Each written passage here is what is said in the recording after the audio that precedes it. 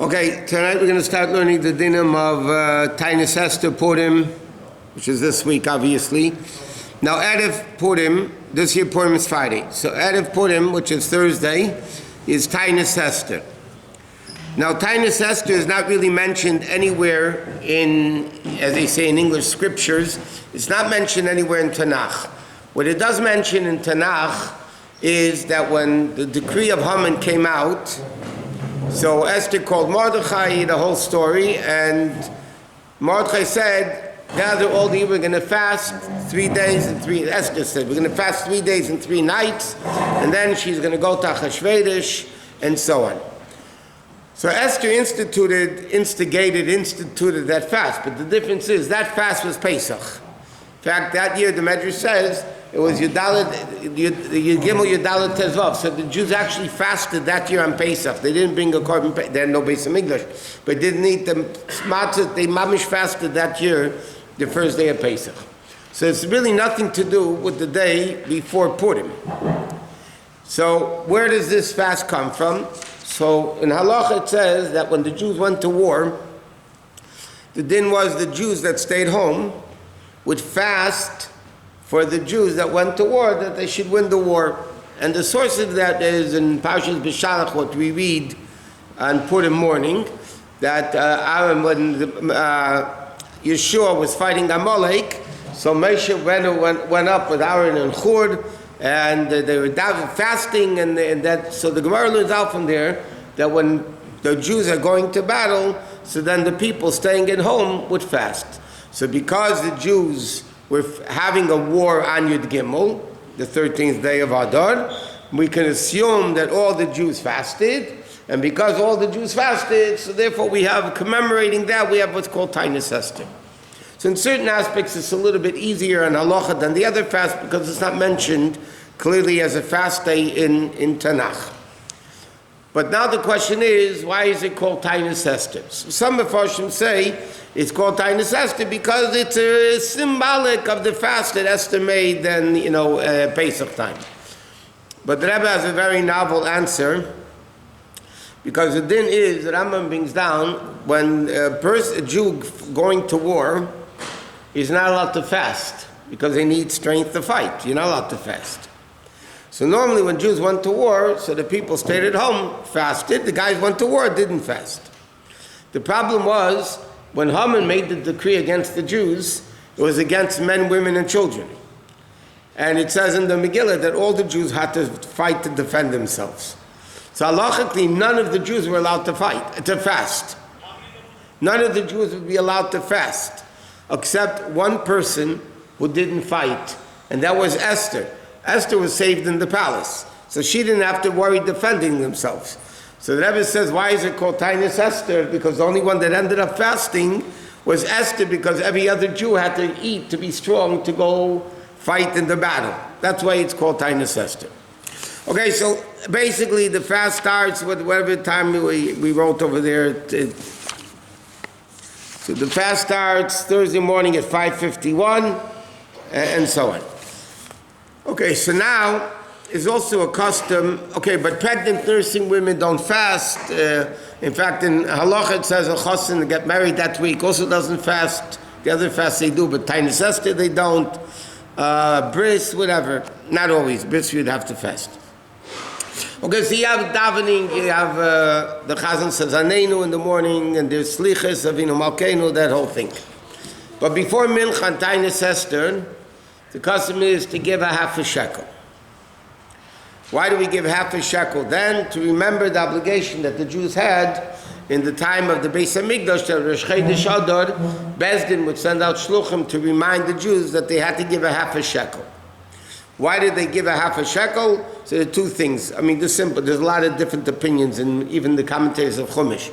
But the simple one is, number one, they knew the census, how many Jews there were, because you're not allowed to count Jews 1, 2, 3. So how did they know how many Jews there were? Everybody gave a half a shekel, and therefore you weren't allowed to give more or less. Rich man was not allowed to give more, poor man was not allowed to give less, because then you knew exactly how many Jews there were. In addition to that, the half a shekel the Jews used to buy all the communal sacrifices that they brought daily in the Beis Hamikdash. So where did they get the money to buy those animals? So that was the Machzor shekel that Jews gave every year, which also means that every single Jew has a part in every single communal korban that was given in the Beis Hamikdash.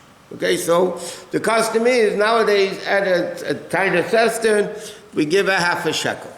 Now some people have a minhag of giving 3 half shekels, because like it says in this week's parsha, there were 3 it says the word truma 3 times, and there are 3 half a shekels in the time of the Mishkan. So the custom today is to give 3 half a shekels. Now, half a shekel doesn't mean a half a shekel.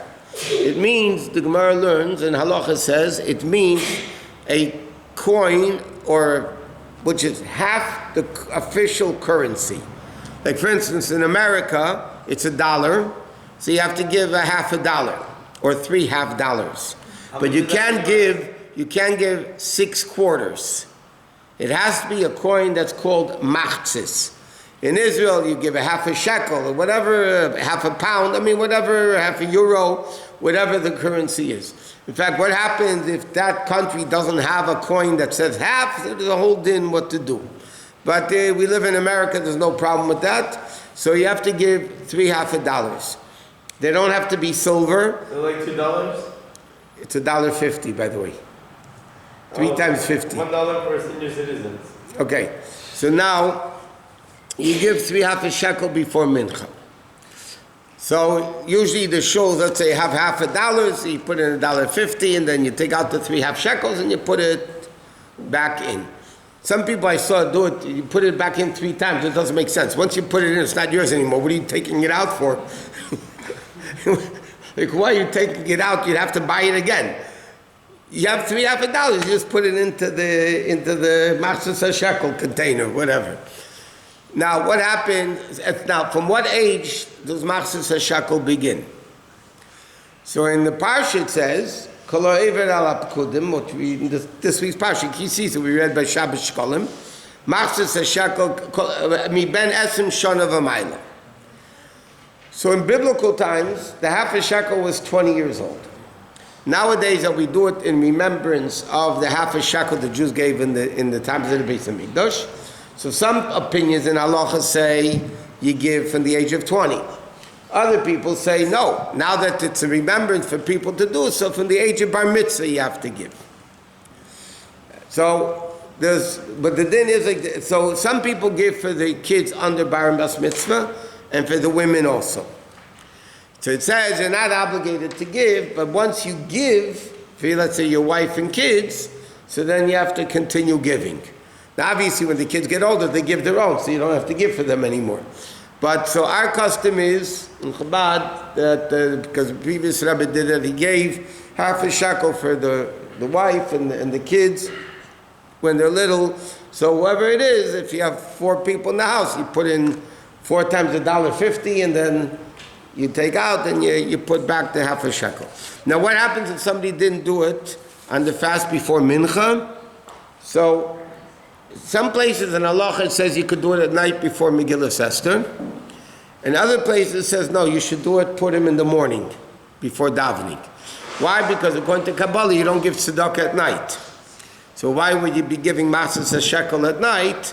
If you didn't do it before mincha, you do it the next morning. If somebody did it at night, it's also fine.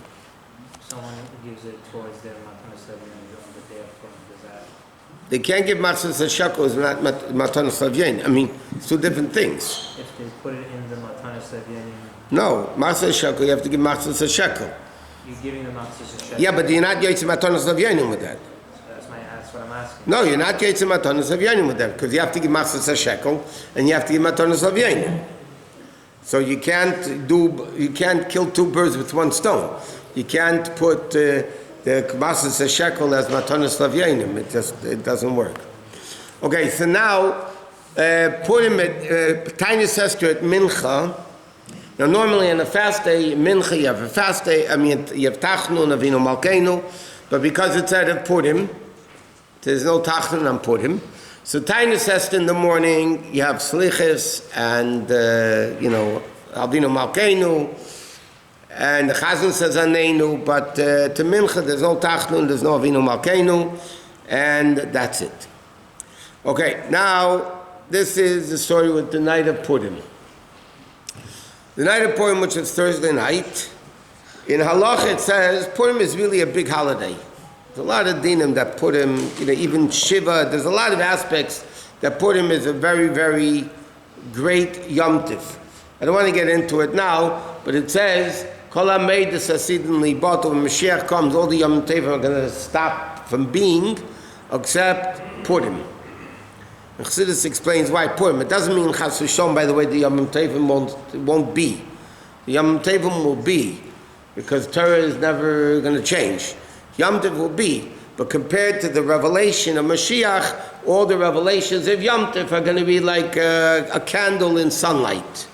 Except Purim is so great, so Purim will stay even when Mashiach comes.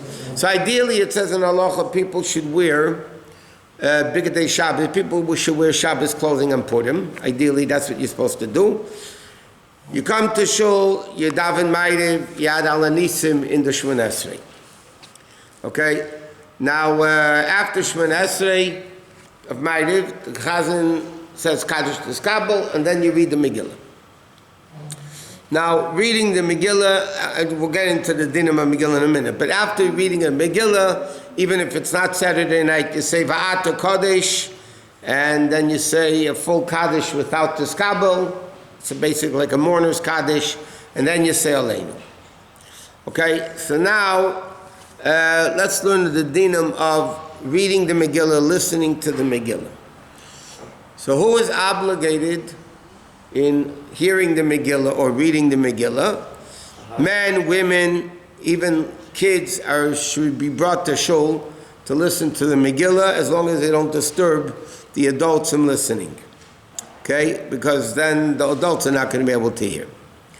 So now, the proper time for reading the Megillah is, you're not supposed to read the Megillah before Tzeisek Chavim, before nightfall.